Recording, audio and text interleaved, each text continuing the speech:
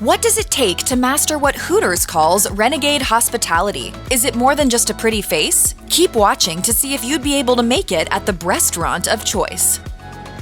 Sure, if you're trying to work in the front of house at a Hooters restaurant, you'll be taking orders and serving food, but you won't be considered a waitress. Your actual title is a Hooters Girl, and your role is that of entertainer, not waitress. It may seem like an odd designation, but it's how the company gets around discrimination laws based on age, sex, and physical appearance. Laws which normally would prevent them from only hiring young, attractive women. In a Reddit feed, a former Hooters general manager explained that the restaurant can get away with this hiring practice through a loophole known as bona fide occupational qualification. Because they're hiring entertainers with specific qualification requirements, similar to, say, a strip club hiring dancers, if someone doesn't meet those requirements, the company can get away with not hiring them. The manager admitted that legally it's a somewhat murky situation, but that usually it works in the restaurant's favor since they've built their entire concept around pretty women serving their customers.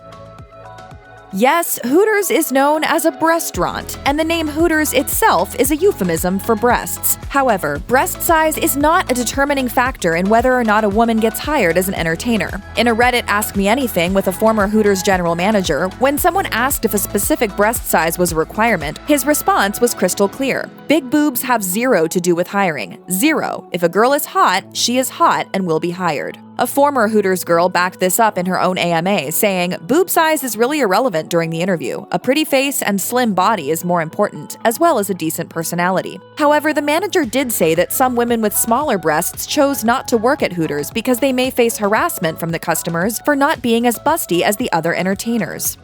Why do I like Hooters? Well, I will give you two reasons: the boobs and the hot wings.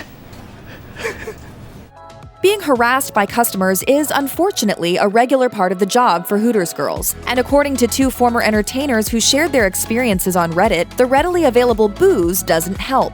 One of the women said, "One customer I had was awful to the point where I couldn't keep it together anymore. He was pretty drunk and kept telling me he'd never let his girlfriend work here and asked me how my dad would ever let me work there. Just pretty verbally abusive and weird." Another Hooters girl shared an experience that seemed downright dangerous, saying, "One time I waited on an older gentleman who then called me all night and was waiting for me in the parking lot after work. He asked me how much it would cost for me to spend the night with him. It was horrible." And a former Hooters manager said that the pickup lines were just as creepy, writing, "My favorite was, 'Can you play dead? Good, because I'm a necrophiliac.' And the disturbing behavior isn't just verbal. One former Hooters girl said that she once had a customer pay her $50 for the gum she was chewing. He then continued to pay her for each subsequent piece until he had accumulated a whopping $300 in gum for the night. And a former manager said that customers would sometimes pay up to $50 for a Hooters girl's used stockings. There is one line that can't be crossed, though. Touching a girl without permission will result in swift removal from the premises. One former Hooters entertainer said that after a customer grabbed her butt, the customer was quickly kicked out. Another Hooters girl agreed, writing, "There's no touching, no crude comments, and if a girl feels uncomfortable, the manager will ask the guest to leave." One great reason to try to land a gig as a Hooters girl is for the tips. You're there to entertain, and the men you're serving are willing to pay a high dollar to enjoy the entertainment. This doesn't always mean you'll land a $20 tip on a $20 check, but you can expect to earn more money waiting tables at Hooters than you might at other restaurants. One former Hooters girl shared in her Reddit Ask Me Anything, "I definitely got tipped higher than 20% more there than any other places I've worked. I think this is partly because we were supposed to be really personable with our tables. We treated tables like we were hanging out with friends, not just serving them." And the former Hooters general manager shared the same. "We were in a location with a load of restaurants. I would go out to eat and talk with other waitresses. I would say a bartender at another full-service restaurant in our general area would make what a girl on the floor did at Hooters. Our bartenders made more than me some nights. Kinda depressing." And sometimes the tipping goes even further. One former Hooters entertainer said that her biggest tip ever was, quote, $200 on one beer, and that she once made nearly $900 in tips in a single night. But those creepers can slip into the tips as well. Former Hooters general manager Hootsman1 shared in his Reddit AMA, "I've seen older regulars pay girls' cell phone bills, car payment, rent, you name it."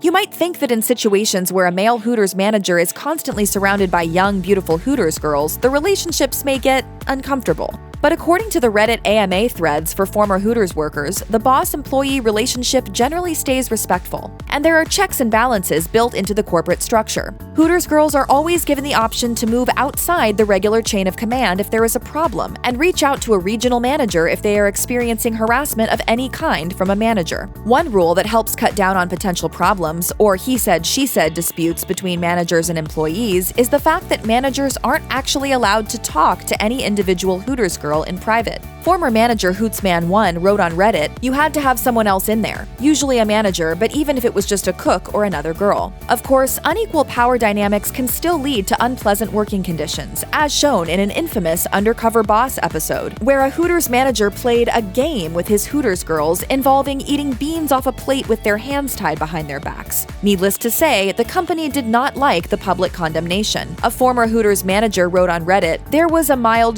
storm." Jimbo, the way that you interact with the girls, quite frankly, is inappropriate.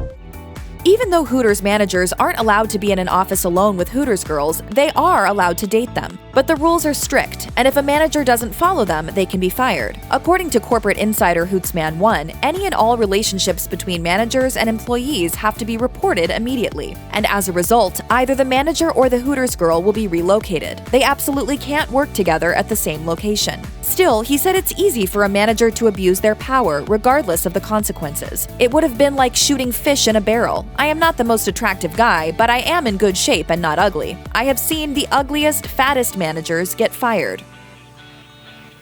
It might not come as a surprise that uniform rules for Hooters girls are strict. While there might be a tiny bit of leeway on some of the rules about things like nail polish from one location to another, for the most part, a Hooters girl's appearance is regulated from the hair to the shoes. In a Reddit Ask Me Anything thread, a former Hooters girl wrote, "You have to wear a nude bra, have to have your hair down, and pretty much have to wear makeup. If you get a run in your stocking or a stain on your tank top, management makes you change ASAP." She went on to share her own experience when she thought she could get away with breaking a rule. "We had to wear the black uniform on Fridays, so we had to wear a black bra. I wore a leopard print bra one Friday because you can't see it under the black tank top, but some of it was peeking out from the sides. My manager called me out on it almost immediately." She also shared that she had to take out her nose piercing whenever going in for a shift, but at least they didn't have a specific amount of flair they had to wear. We need to talk about your flair. Really? I have 15 pieces on. Well, okay, 15 is the minimum. It may seem counterintuitive given the Hooters' reputation as a breastaurant, but Hooters bills themselves as family-friendly. In fact, all the former Hooters employees who hosted Reddit AMAs agreed that they loved serving families. The thing is, the food is reasonably priced and tasty, and depending on the location, some Hooters have kids eat free specials on certain days and times. One of the former Hooters girls wrote, "People used to call all the time asking if kids were allowed. We had hula hoop competitions with kids sometimes, or would color with them if it was slow. I honestly think I got asked to take a picture with people's kids the most." If you've ever wondered how to land a gig as a Hooters bartender, don't start searching the job ads for job postings. The only way to land a bartending gig is to be hired as a Hooters girl waiting tables and get promoted. But you won't get promoted by taking a bartending course or training for weeks behind the bar. No, the only way to land one of the coveted roles is to be one of the most attractive Hooters girls at your restaurant. In his Reddit AMA, former general manager Hootsman1 said, "Bartenders were picked from the best/hottest waitresses. A bartender had to be in your top 25% of your staff looks-wise." He also added that looks trumped skills every time at Hooters because the customers aren't there for great service. Hot girls were the way to go. If you gave me the option of a superb waitress who was above average looking or a superb looking girl who was an average waitress, I'll take the superb looking girl 10 times out of 10. In essence, waitressing and bartending can be taught to a degree, but looks can't be. The goal is to sell food and drinks, and men are more likely to buy more when there are pretty girls serving them, especially pretty girls behind the bar, so you have to give the customers what they want. While you may not need any special skills, aside from good looks, to land a gig as a Hooters girl, there's no denying that the company wants their waitstaff to sell, sell, sell. And given that Hooters girls are considered entertainers, the company has a vested interest in helping the girls learn how to sell themselves to appeal to a broad customer base. According to a former Hooters girl on Reddit, "We actually go through a renegade hospitality course where they teach us how to market ourselves and create mutually beneficial relationships with customers. They like when we personalize our sections. They want us to make the customer's day. There are special birthday songs, bachelor songs, bad day songs. In fact, she explained that management allows them to decorate their own sections with balloons or to come up with a personalized menu. It's a little bit different than many other restaurants, but if a customer falls in love with a particular Hooters girl, they'll come back over and over again, spending more money, benefiting the restaurant and the Hooters girl herself. Check out one of our newest videos right here. Plus, even more mashed videos about your favorite chain restaurants are coming soon. Subscribe to our YouTube channel and hit the bell so you don't miss a single one.